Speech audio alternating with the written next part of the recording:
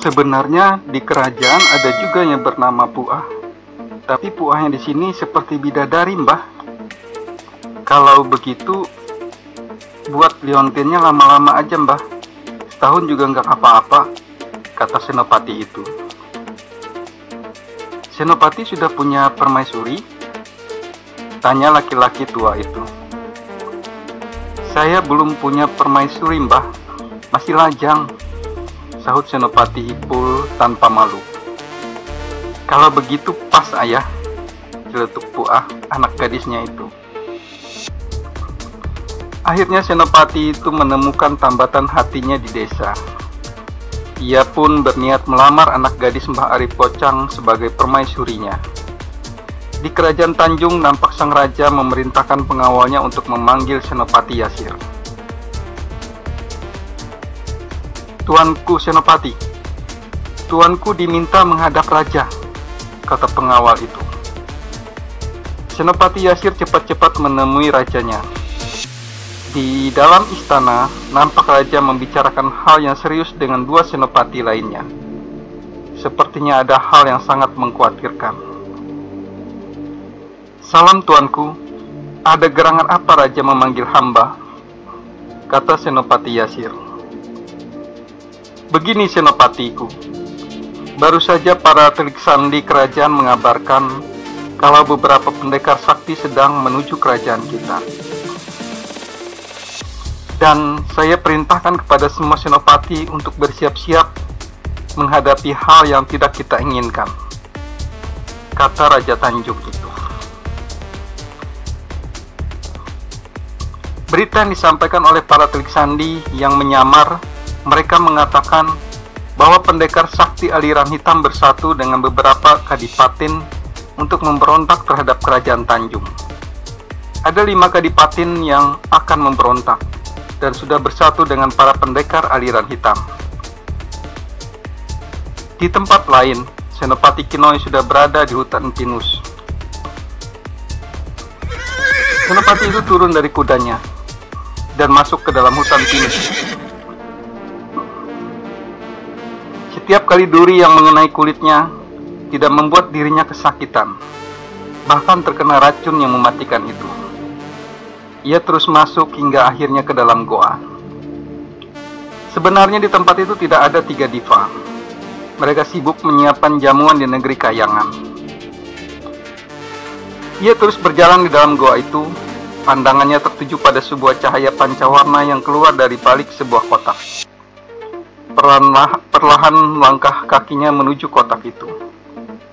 Ketika hendak mengambil kotak itu, tangannya seperti tersengat. Kotak itu dibentengi oleh pagar gaib. Ia pun merapalkan kesaktiannya. Tubuh Senopati itu mengeluarkan cahaya kuning keemasan yang selama ini menuntunnya. Pri itu mengatakan ternyata batu yang masuk ke dalam telapak tangannya adalah penawar racun dari duri hutan pinus dan menghilangkan efek warna kulitnya. Kemudian cepat-cepat ia meninggalkan tempat itu dan menemui kuda yang ditambatkannya.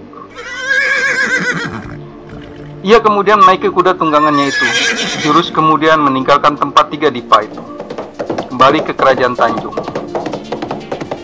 Hari menjelang malam, ia terpaksa bermalam di sebuah desa. Setelah menemukan sebuah penginapan di desa itu, Senopati Sakti Mandraguna dan tampan itu pun menemui pemilik penginapan.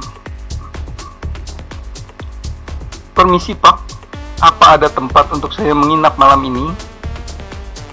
Ujarnya pada pemilik penginapan yang baru saja melayani tamu lainnya. Ada Den, mari saya antar,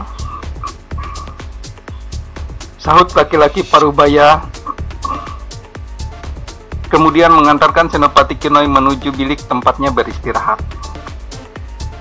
Silakan Den untuk beristirahat, nanti kudanya biar saya yang urus, kata laki-laki itu sembari berlalu dari hadapan Senopati. Sayup-sayup terdengar suara binatang malam saling bersahutan. Di bagian lantai bawah penginapan itu nampak beberapa pengunjung sedang menikmati hidangan dari pemilik penginapan. Para pendekar menikmati tuak yang mereka pesan. Senopati Kinoi berjalan ke arah pemilik penginapan itu. Ia hendak memesan makanan. Beberapa pandangan mata mengarah kepadanya. Namun tak satu pun mereka mengenali Senopati tangguh itu, karena ia menggunakan pakaian biasa, seperti rakyat jelata. Beberapa pendekar wanita juga memandang ke arah Senopati itu. Mereka terpesona dengan parasnya yang tampan dan bersih. "Permisi Pak, boleh saya minta makanan dan air jahe?" kata Senopati itu sambil sekali mengarahkan pandangannya ke tiap sudut penginapan. Beberapa pasang mata masih terus memperhatikannya. "Ini Den, silahkan dinikmati," kata pemilik penginapan itu sembari menyerahkan makanan dan minuman yang diminta Senopati itu. Tiba-tiba terdengar suara gaduh di luar penginapan itu. Ada beberapa laki-laki berbadan besar dan kasar hendak makan di penginapan itu. "Pelayan, siapkan makanan yang paling enak dan satu kendi tuak, cepat!" kata 3 orang laki-laki itu setengah membentak. Pemilik penginapan itu nampak ketakutan, apalagi melihat senjata yang dibawa oleh salah satu laki-laki itu besar sekali dan nampak tajam. Tiba-tiba salah satu dari mereka menghampiri 2 pendekar wanita yang saat itu sedang menikmati makanannya. "Hai, wanita cantik, bisa saya duduk di sini?" kata laki-laki kasar itu.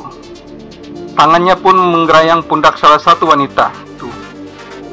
Pendekar wanita itu pun menghindar, merasa diperlakukan seperti itu oleh laki-laki kasar yang sangat beringas. Ia bermaksud memeluk tubuh pendekar wanita itu. Namun sebuah tendangan keras menghantam perut laki-laki besar itu. Tetapi laki-laki besar itu hanya tertawa. Ia tidak merasakan sakit. "Hahaha, kemari kau wanita cantik," ejek laki-laki besar itu. Orang-orang yang sedang makan nampak berhamburan keluar. Tiba-tiba teman laki-laki itu mendekati laki-laki yang berbadan besar yang makin beringas itu. "Sudahlah Liando, jangan kamu sakiti wanita itu," ujar temannya. "Diam kamu Uji, wanita ini cantik sekali," bentak laki-laki yang bernama Liando itu.